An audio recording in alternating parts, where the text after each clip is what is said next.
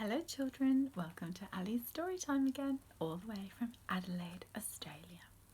And today we've got a special Australian story called Hunwick's Egg. And again it's by Mem Fox. She's a very popular Australian children's writer. And she also wrote Possum Magic that I read to you before, and The Magic Hat that I've read to you before, and lots of other books that I've also been reading you. And this one is Hunwick's Eggs.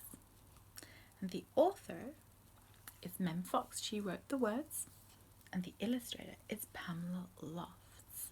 And I've read you some of her books too. And she drew the pictures. And it's about an Australian animal called a bilby. They've got very long ears.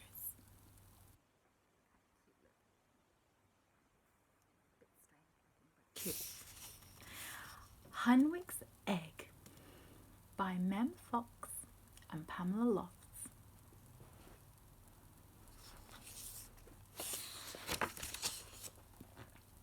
Once upon a time, at the edge of a wide and dusty desert, there lived an old bilby.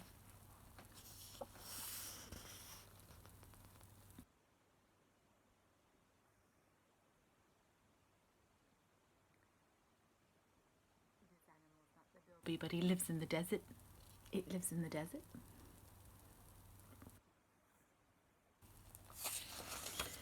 His name was Hunwick.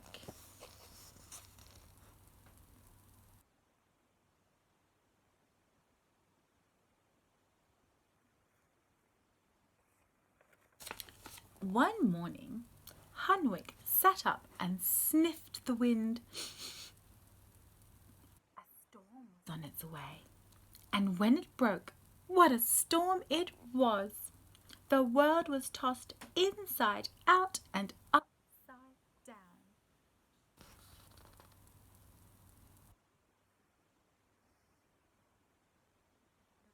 All the animals scattered everywhere.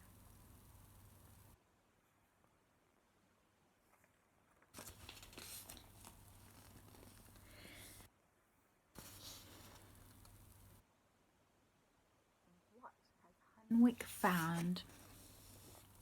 In the evening, when the skies had cleared, there lay close to Hunwick's burrow a most curious egg. "You look lost," Hunwick said.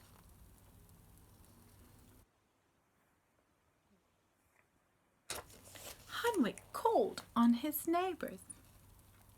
"Whose egg might this be?" he asked. None of them knew. "I have never seen an egg so beautiful," said Emu. "It must come from far away," said Echidna. "It needs a home," said Cockatoo.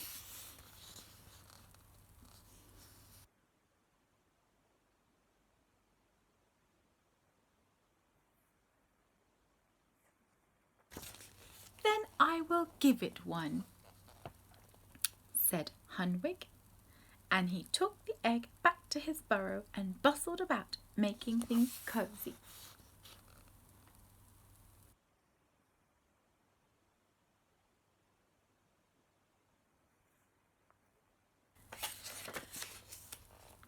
"You'll be safe with me," Hunwick said. His heart felt light. He was already fond of the egg and wondered what would happen when it hatched.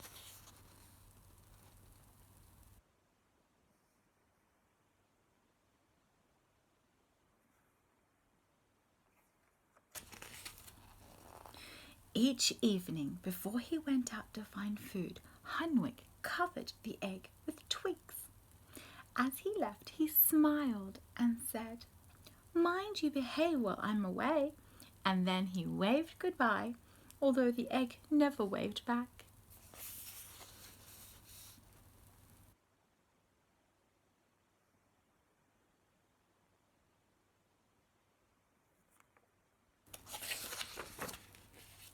And neither did it hatch.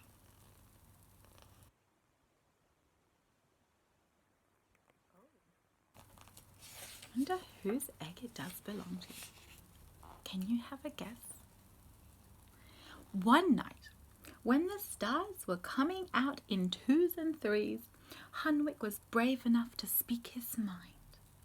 "I'm glad I found you," he said, not looking at the egg directly. The egg made no reply.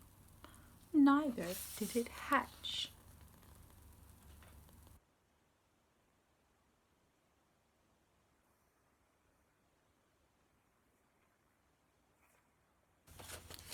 Hunwick and the egg often sat side by side in the moonlight.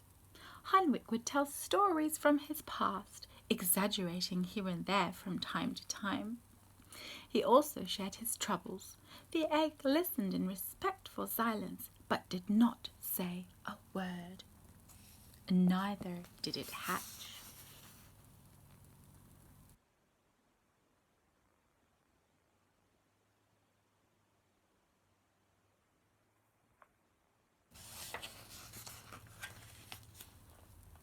At bedtime, Hunwick would hold the egg close. "We're together, you and I," he'd say, "and this is our home."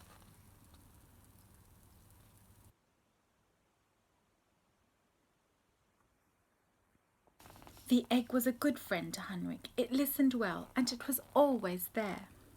But Hunwick's neighbours watched and worried and wondered.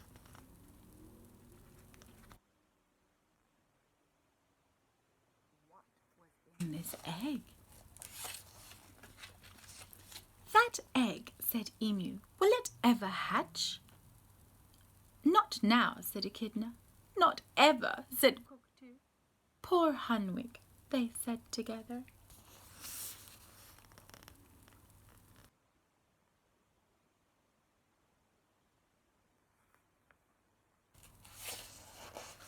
But Hunwick wasn't sad. He had guessed long before that the egg was not an egg at all, but a stone of perfect shape and size and colour.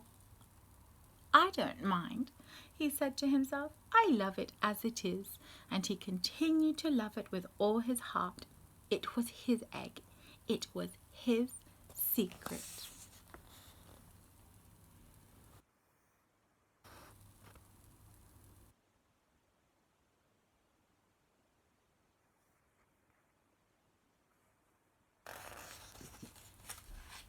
And it remained his friend forever.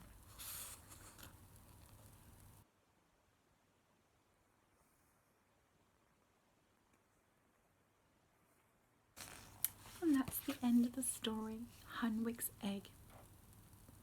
I hope you enjoyed that, girls and boys. See you again another time. Bye bye.